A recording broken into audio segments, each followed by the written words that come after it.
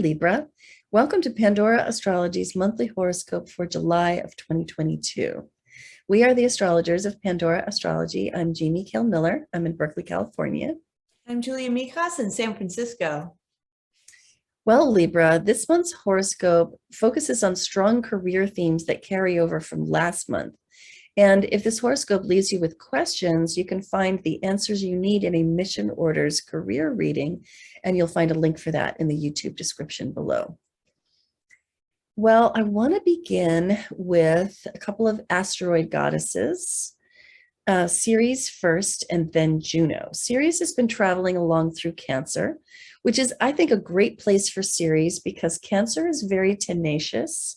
And Ceres is about finances.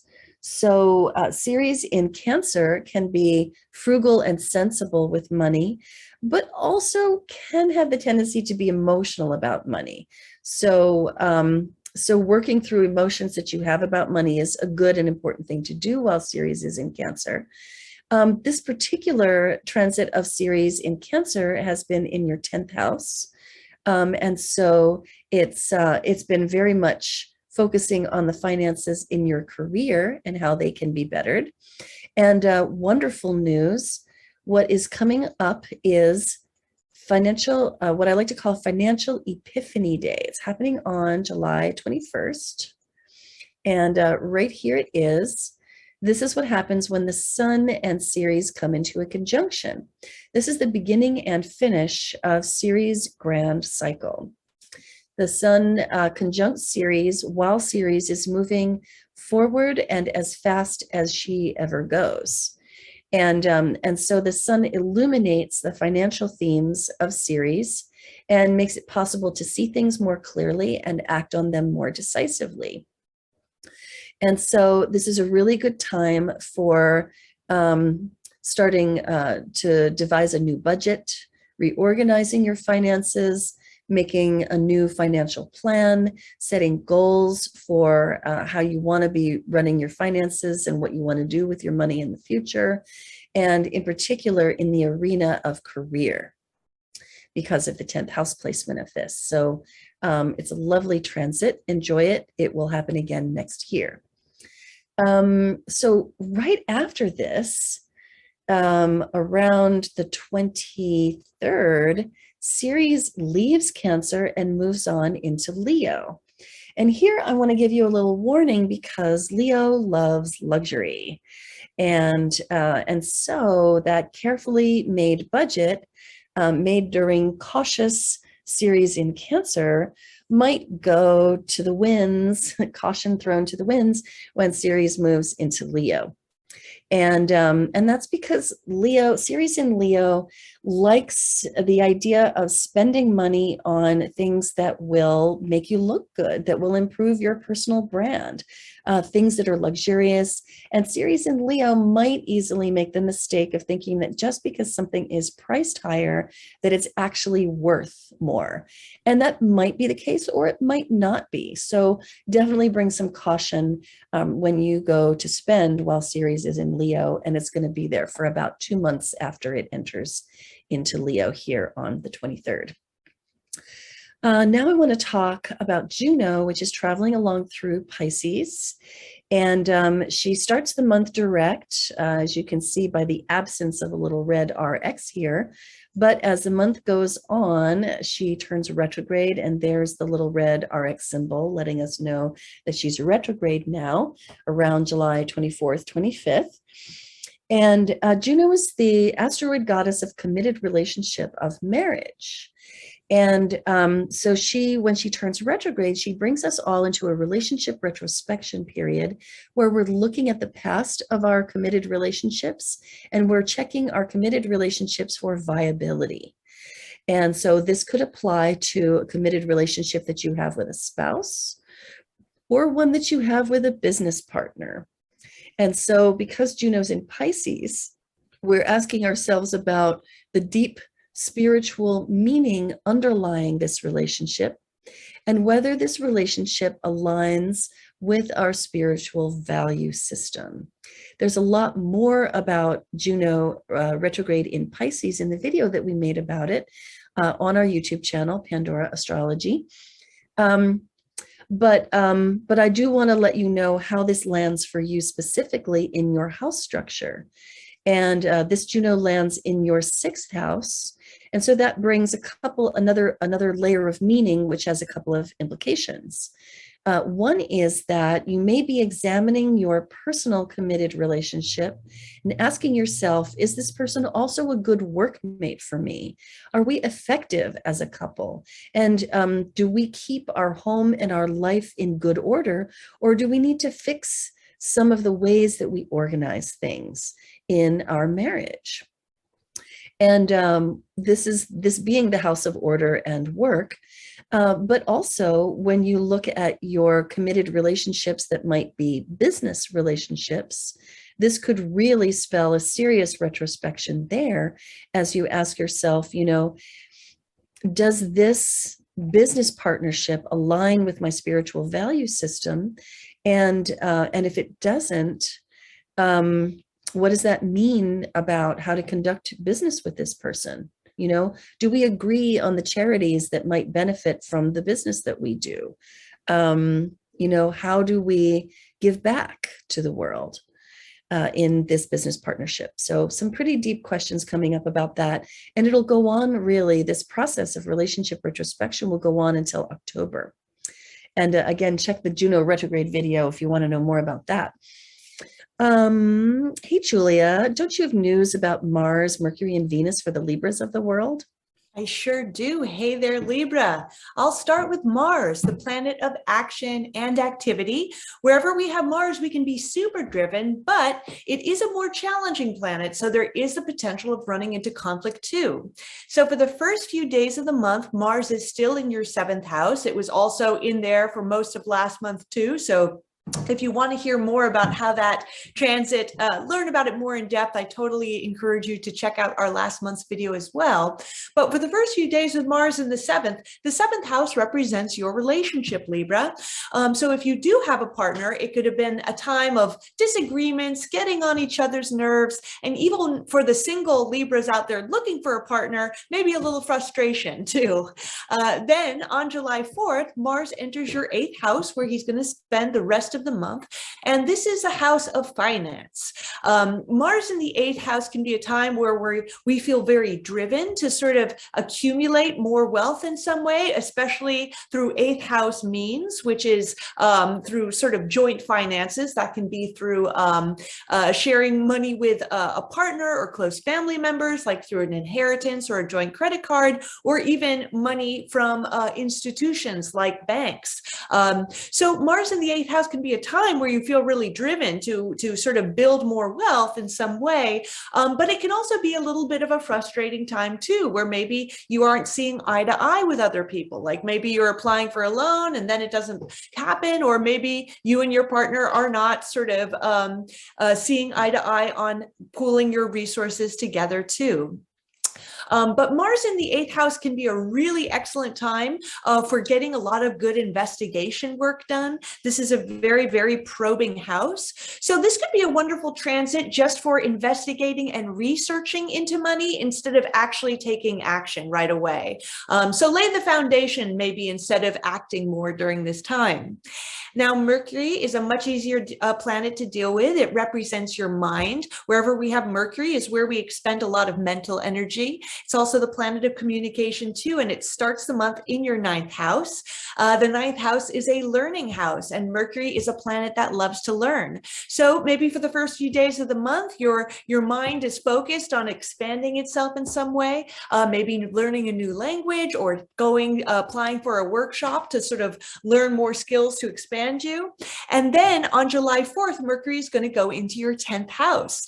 The 10th house is the house of your career, and it's also a super public house. It's known as your reputation at large.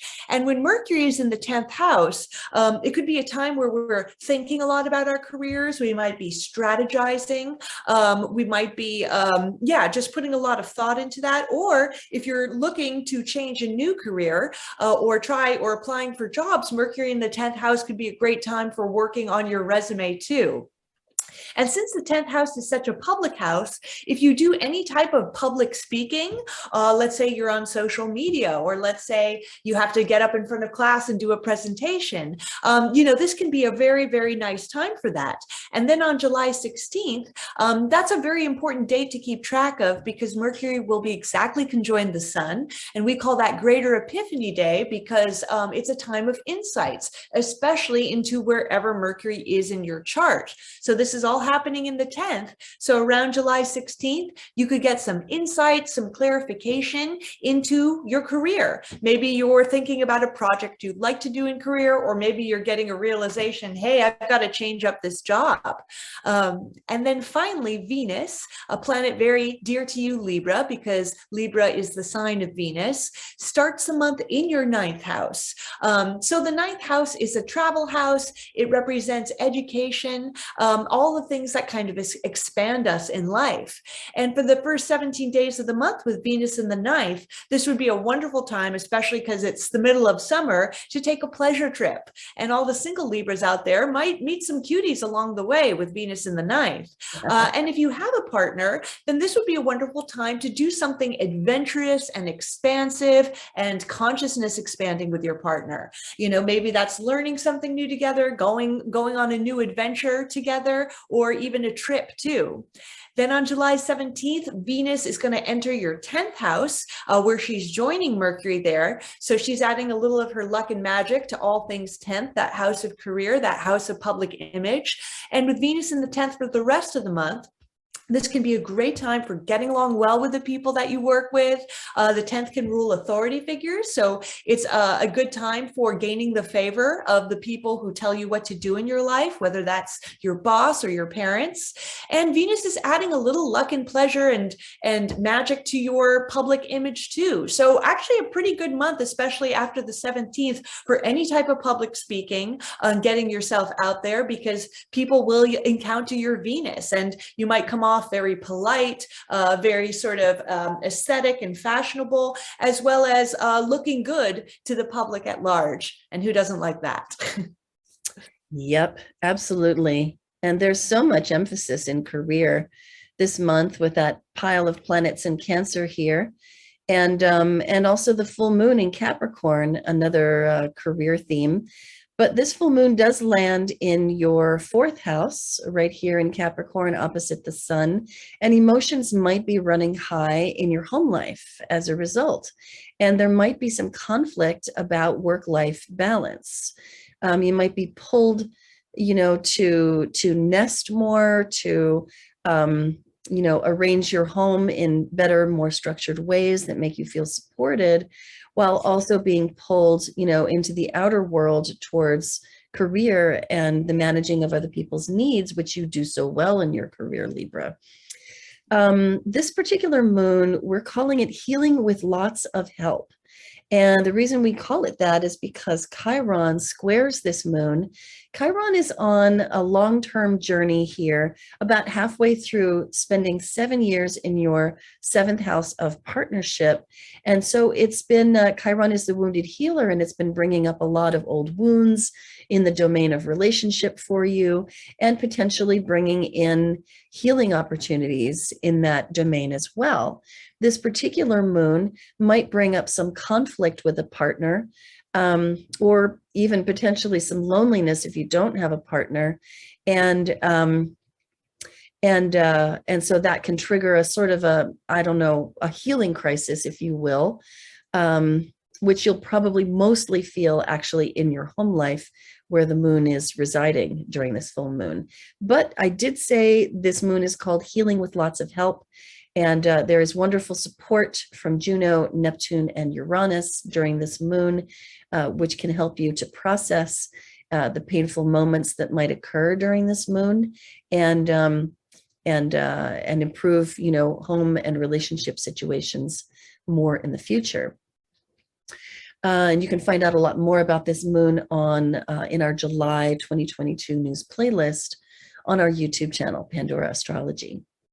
The next thing that happens is that the sun finishes out the sign of Cancer, And signs are seasons in Western astrology. And so when it moves on into Leo, it's entering the season of Leo. And this is like a state-based shift. The sun brings vitality and life force energy wherever it goes. And one of the best ways that you can utilize this is by being thoughtful about where you place your attention, because your attention is like sunlight. And when you put your attention into the arena where the sun is, you can really help things to thrive and grow in that area simply by paying attention to them. So the sun is moving into your 11th house as it enters Leo on July 23rd. It'll be there for about 30 days. And the 11th house is the house of friends, groups, communities, tribe, people of like mind that you feel a sense of belonging with. And so this is a really good time to put some positive and warm, friendly attention on these people in your life, whether that means, you know, cultivating and growing your social circles, or spending time with the friends that you like the best, and giving attention to the friends that you care about the most to develop and expand on those friendships. Especially if you have any tendency to demand attention in your friendships, this would be a really good time to do a little bit more give and take. And also, because the 11th house follows the 10th house, it is about the capital, the working capital of your business. And most particularly in terms of any list or like contact list or social media or Rolodex that you might have as working capital in your business. In other words, your contacts, your networks, the people that follow you through the business that you run. This is a really great time for some wonderful, positive, glowing attention for you to send out to these people who follow you, who already are paying attention to you. And it's a really good time to give back and reach out to those people with something very nice that that they can enjoy, that will, you know, make them more connected to you. Then the next thing I want to tell you about, or really the final thing in today's horoscope, is the new moon in Leo, which is happening here in your 11th house with the sun. And Leo is a sign of creativity, of self-expression. I like to think of it as a sign to do with your personal brand. And the new moon has to do with planting seeds. It has to do with new beginnings. This is the beginning of a new moon cycle. And so it's a really good time for starting stuff. This particular moon we're calling Seeds of Creativity Can Expand Endlessly. Obviously, planting seeds is a new moon thing. Creativity is a Leo thing, but where did the expansion theme come from? Well, that's because Jupiter over here is forming a lovely trine to that new moon and bringing in Jupiter's traits and properties of expansion and growth and enthusiasm, playfulness, and even leadership and charisma. So I think that this new moon is a really great time for you to plan some new email campaigns to go out to your people, or to maybe have a big party and invite all of your friends, or plan an event to do for your community, your peeps, that will plant seeds that can then grow in the future, because seeds of creativity planted in your communities during this new moon can definitely expand endlessly. Well, that's the good stuff we had for you today, Libra. Hope you enjoyed it. You can always find your horoscope on our website, pandoraastrology.com. And if this was your sun sign, then you should definitely look up your rising sign horoscope, because it will work much better. Also on our website, you can find the monthly forecast page where you can read, where you can watch videos about the 2 moons that I talked about and about Juno retrograde. And if you want a reading, you can find the readings tab, and we have classes on offer as well. Until next time, we'll see you around the cosmos. Bye. Bye-bye.